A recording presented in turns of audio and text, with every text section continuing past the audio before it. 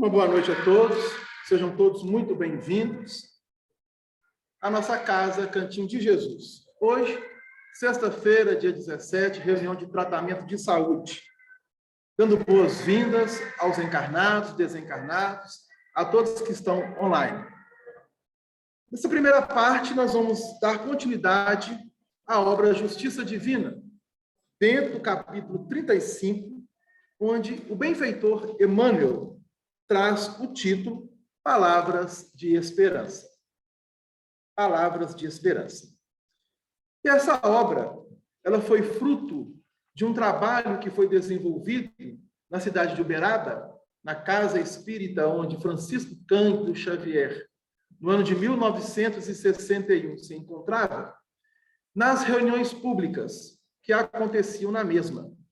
As reuniões se davam na segunda e na sexta. E a cada reunião era lido um trecho da obra Céu e o Inferno, ou a Justiça Divina segundo o Espiritismo. E no dia 2 de junho de 1961, foi lido na primeira parte o capítulo 11, que traz o título da proibição de evocar os mortos, o item 8. Então, é um capítulo muito interessante, este da obra Céu e Inferno, da proibição de evocar os mortos. E Allan Kardec, ele traz para nós da seguinte forma: outra contradição. Bom, o que ele vem trabalhando? Estamos no item 8. Outra contradição. O capítulo está tratando da proibição de evocar os mortos. Nós temos no Velho Testamento, principalmente nos livros de Deuteronômio e no livro de Levítico, Moisés trazendo uma lei de cunho disciplinar, onde o objetivo era conter os exageros do intercâmbio que acontecia à época. Que intercâmbio? Do plano físico com o plano espiritual. E aí ele vai fazer uma proibição aos hebreus de evocar os mortos. Mas como que se dava essa evocação dos mortos? Uma vez estando morto, como que o morto poderia se comunicar com aqueles que estavam vivos? E aí nós vamos colocar o morto entre aspas e os vivos entre aspas. Então, Kardec está desenvolvendo uma linha de pensamento neste capítulo, mostrando-nos que a esfera invisível aos nossos olhos, e que nós denominamos como plano espiritual, ela sempre atuou no mundo físico. E nós, encarnados, sempre mantivemos contato com os amigos do plano espiritual. Bom, não se proíbe aquilo que não existe. É um ponto de partida. Quando se proíbe algo, é porque existe algo a ser proibido. Então, o Kardec vai desenvolvendo a linha de pensamento e ele inicia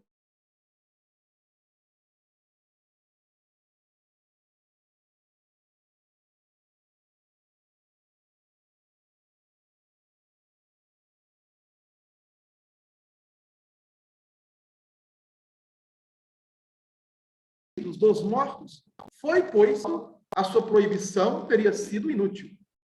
Se podiam vir em seu tempo, ainda o podem hoje.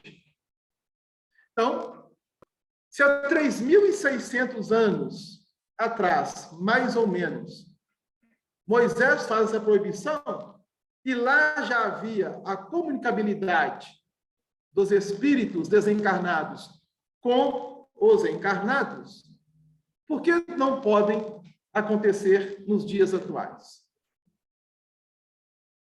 É o raciocínio de Kardec. Então, de hoje até Moisés, voltando na linha do tempo, temos mais ou menos esse espaço. de 3.600 anos. Se podiam vir em seu tempo, ainda o podem hoje. Se são os espíritos dos mortos, não são, pois, exclusivamente demônios. De resto, Moisés não falou de modo algum destes últimos. Então, um dado interessante levantado por Allan Kardec, codificador da doutrina, é que, na atualidade, é muito comum nós termos ouvido falar ou passado para nós de que são os demônios que fazem esse tipo de intercâmbio, promovendo situações desagradáveis para nós encarnados. Só que Moisés, em nenhum momento, na proibição, ele coloca os demônios. É o que Kardec nos chama a atenção. Ele simplesmente proíbe de se evocar os mortos, atribuindo essa evocação aos médiuns da época, que eram denominados de feiticeiros, de magos e de vários outros nomes. Porque o termo médium é uma palavra que surgiu com a chegada do Espiritismo. Allan Kardec utiliza este termo para identificar os medianeiros, aqueles que possuem faculdades em si mesmo para dar passividade aos espíritos. Então, um exemplo claro, nós estamos com um livro aqui de Francisco Cândido Xavier. Este livro, Justiça Divina, ele foi psicografado por Francisco Cândido Xavier. Como que se deu isso? Ele se concentrou e um espírito ditou a ele, no caso, Emmanuel, as lições que aqui se encontram. Aí muitos podem dizer assim, Adela, mas como que isso é possível? Bom, aí nós temos que estudar a mediunidade, compreender como que funciona este mecanismo dessa comunicabilidade daqueles que deixaram o corpo físico com aqueles que ainda se encontram no corpo físico. E vice-versa. E nós sempre estamos em contato com os espíritos desencarnados. Sempre. E aí, Kardec continua. É evidente, pois, que não se poderia, logicamente, se apoiar na lei de Moisés. Nessa circunstância, pelo duplo motivo que não rege o cristianismo e não é apropriada aos costumes de nossa época, mas, supondo-lhe toda a autoridade que alguns lhe dão, ela não pode, como vimos, aplicar-se ao espiritismo. Então, Kardec está chamando a atenção que essa proibição foi feita, foi realizada com Moisés há 3.600 anos atrás, não tem nenhum sentido nos dias atuais. Já não tinha quando Jesus esteve entre nós, pois que ele mesmo, Jesus, conversou com o próprio Moisés, que já se encontrava desencarnado. Conforme vemos no Evangelho segundo Mateus, em seu capítulo 17, aonde temos ali uma transfiguração, aquela passagem onde Jesus se transfigura, ele chama para estar com ele 3 apóstolos, Pedro, Tiago e João, e no alto, no monte, ele se transfigura e aparecem 2 personagens que já haviam desencarnado, Moisés e Elias. E há um diálogo de Jesus com os mesmos. Então, já na época do cristianismo, as comunicações entre encarnados e desencarnados eram abundantes, a tal ponto que os textos bíblicos que nós temos hoje é classificado como textos inspirados. A inspiração é um grau de uma das faculdades mediúnicas que se apresenta ao médium, classificada por Allan Kardec na segunda obra da codificação, o Livro dos Médiuns.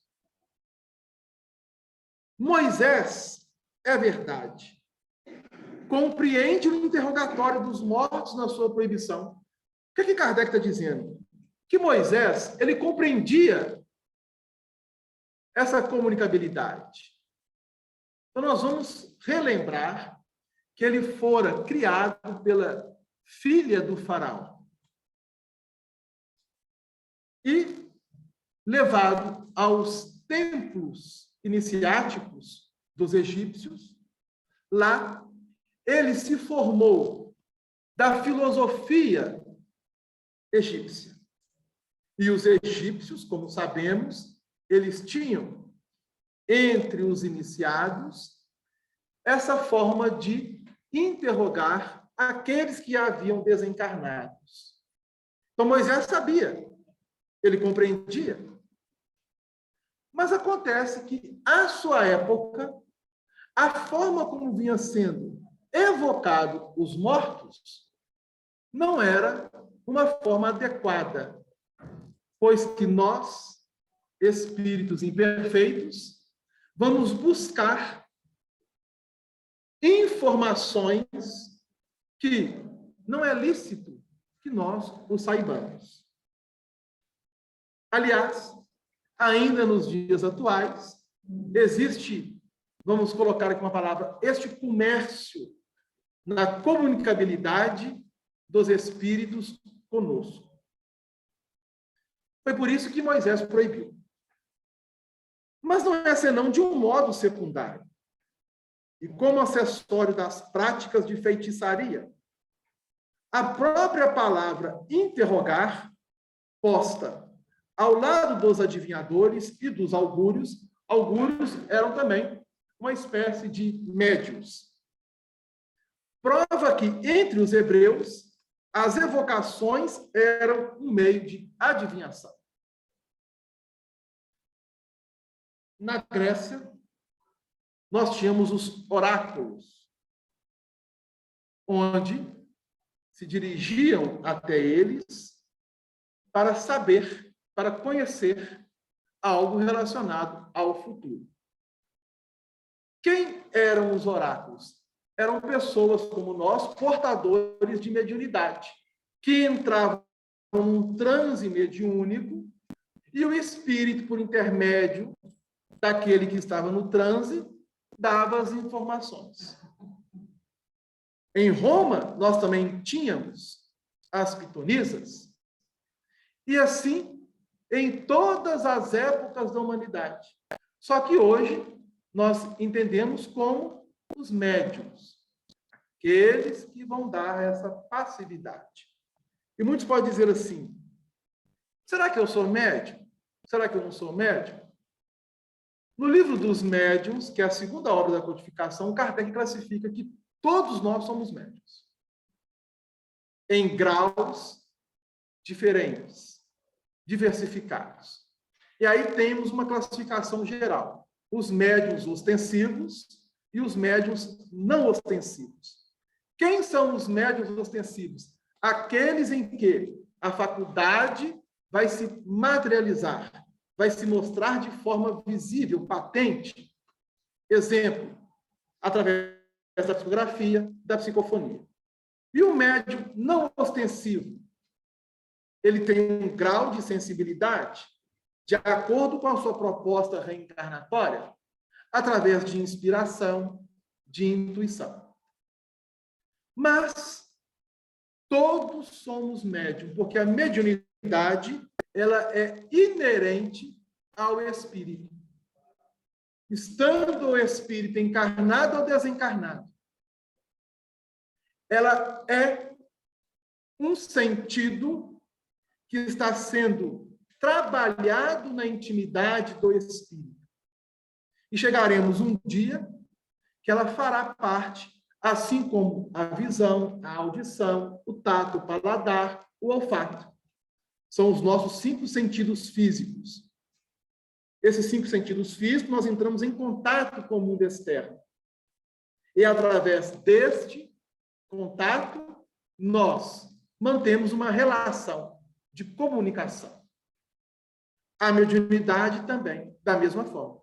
Só que ela está sendo incorporada na nossa estrutura biológica para se tornar algo tão natural quanto a visão, a audição, o tato, o paladar e o olfato. Mas isso vai se dar daqui ainda algumas centenas de anos para frente. Por isso que hoje estamos trabalhando com a mediunidade como uma proposta de desenvolvimento psíquico. Nós estamos fazendo uma limpeza na nossa organização perispiritual e física. E a mediunidade nos proporciona isso. Então, Moisés, ele tinha um entendimento, ele tinha um conhecimento, mas a forma como se dava as comunicações não eram bem vistas pelo alto, pois que estavam fazendo um comércio. E ainda nós observamos isso na atualidade da nossa humanidade.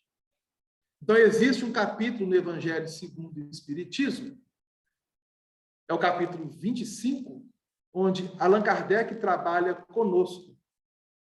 Dais de graça o que de graça recebestes. Capítulo 25, não, capítulo 26. Dai de graça o que de graça recebestes.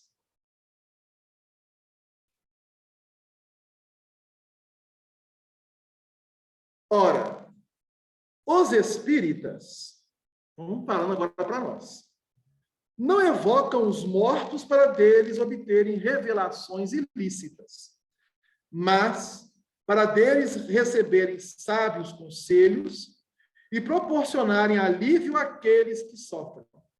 Certamente, se os hebreus não fossem se servir das comunicações de além-túmulo, senão com esse objetivo, longe de proibi-las, Moisés as teria encorajado, porque teriam tornado seu povo mais tratável.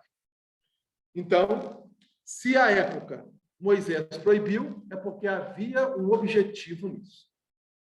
Passado 3.600 anos, hoje nós estamos lidando de uma forma bem natural com a mediunidade e com a espiritualidade.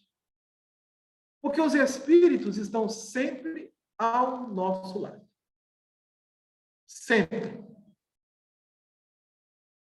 Então, neste momento que nos encontramos aqui, nós encarnados, temos o salão físico e temos o salão espiritual da nossa casa. Se nós contarmos quantos somos aqui, no plano espiritual, há muito mais espíritos.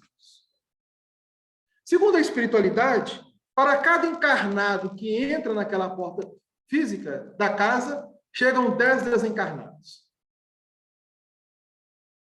Então, se nós somos 10 encarnados, temos 100 desencarnados. Se nós somos 20 encarnados, temos 200 desencarnados. Este número, é claro, ele pode ser para mais ou para menos, de acordo com a programação que a espiritualidade faz anteriormente a essa reunião, para receber esses irmãos nossos. Muitos vêm nos acompanhando e muitos que nos acompanham não entram, ficam do lado de fora. Porque a espiritualidade não permite que eles entrem.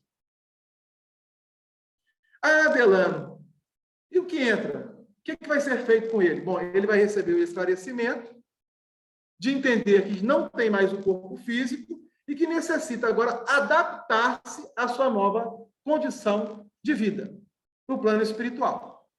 E o que ficou lá fora? Ele vai ficar meio com a pulga atrás da orelha, né? Porque você sai, aí o outro que entrou com você, cadê ele? Ficou. Mas ele vai ficar curioso. Ele ficou lá dentro, Como é que é isso? Como é que pode? E aí ele volta com o encarnado para casa. Para quem sabe de uma outra vez, ele retornar com o encarnado e ficar, para ser encaminhado da melhor forma possível.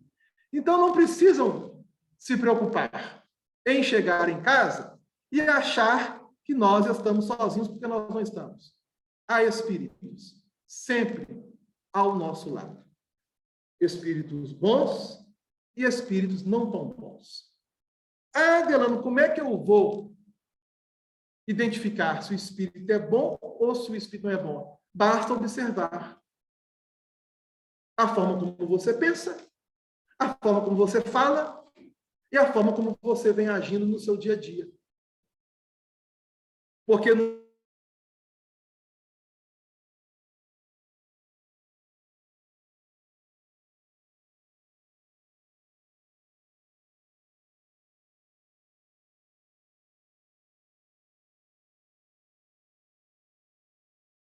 é simples. Então, temos um ditado no plano espiritual, o ditado ele muda um pouco.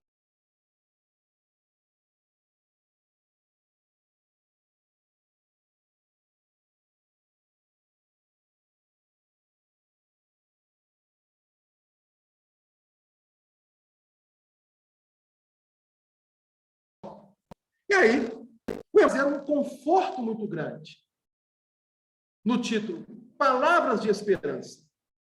Porque é um consolo muito grande em saber de que aqueles que um dia nós relacionamos com eles no plano físico se encontram vivos do outro lado. E que nós podemos conversar com eles ou reencontrar com eles de duas formas.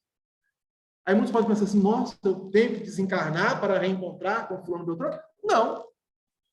Não há necessidade de desencarnar, porque através do sono, a doutrina espírita nos esclarece que a alma, ao emancipar do corpo físico, que vai estar inerte pelo sono, o espírito pode entrar em relação com outros espíritos, o encarnado. Então, é muito comum as pessoas, às vezes, dizerem assim, nossa, eu sonhei com minha avó, com meu avô, com o tio, com minha mãe, que já desencarnou há tanto tempo, mas o sonho foi tão real. E foi. Por quê? Pode ter acontecido que, ao se deitar, você se emancipou-se do corpo e, com a permissão da espiritualidade, você conversou com este afeiçoado do seu coração. Isso é muito comum e acontece quase sempre conosco ou com as pessoas com quem nós convivemos. E aí o Emmanuel diz assim, se não admites a sobrevivência depois da morte, então, ele traz uma frase para que nós possamos refletir. Bom, se você não admite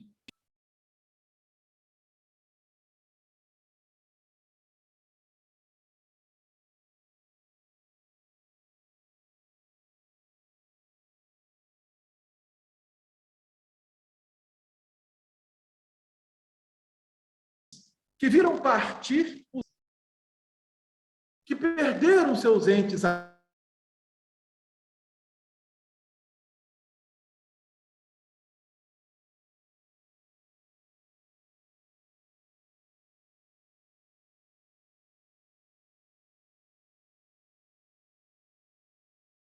sonda a opinião das viúvas que abraçaram, derramando as agonias do coração no silêncio das lágrimas.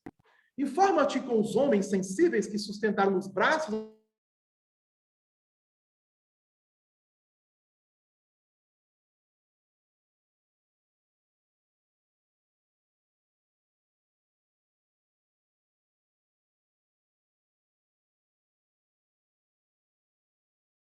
os olhos dos próprios filhos, tombaram como quem sepulta sonhos e aspirações no gelo do desalento, e indaga dos que choram sozinhos, junto às cinzas de um túmulo, perguntando, por quê? Eles sabem, por intuição, que os mortos vivem e reconhecem que apenas por amor deles continuam igualmente a viver. Sentem-lhes a presença no caminho solitário, em que jornadeiam, escutam-lhe a voz inarticulada com os ouvidos do pensamento e prosseguem lutando, trabalhando, simplesmente por esperarem os supremos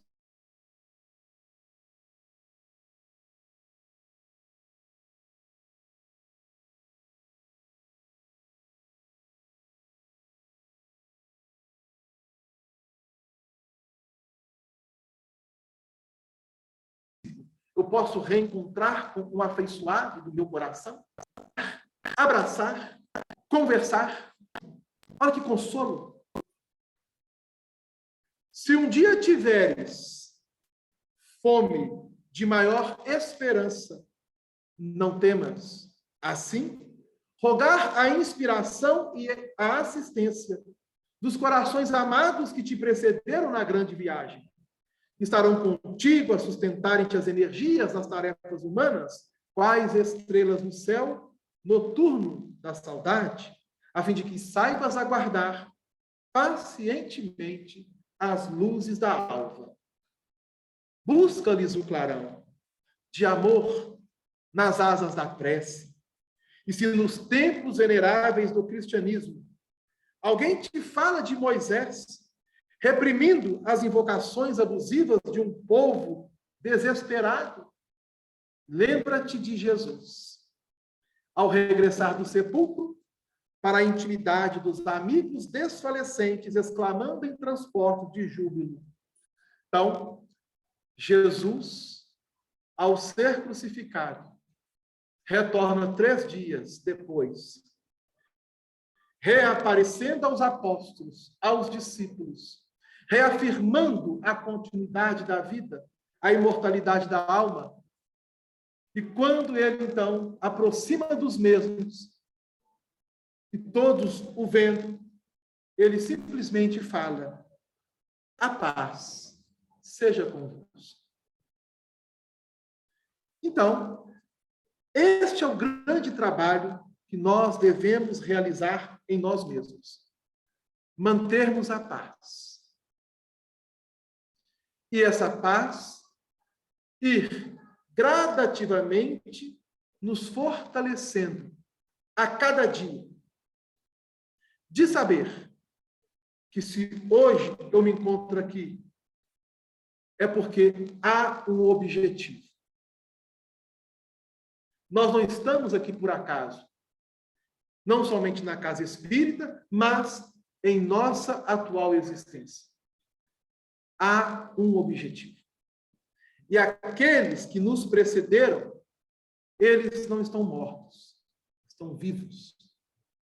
Muitos, muito mais cheios de vida que nós mesmos, que aqui nos encontramos encarnados. Um dia estaremos com eles, reencontraremos, nos abraçaremos e continuaremos a nossa proposta de evolução como uma grande família. Este é o consolo que a doutrina dos Espíritos nos traz. Que Jesus possa nos abençoar, nos amparar e nos proteger. Então, nós vamos encerrar essa primeira parte e vamos convidar agora o nosso irmão Telmo para dar continuidade na obra Renovando Atitudes com a lição Aparências. Então, vou fechar aqui só um minuto, Telmo.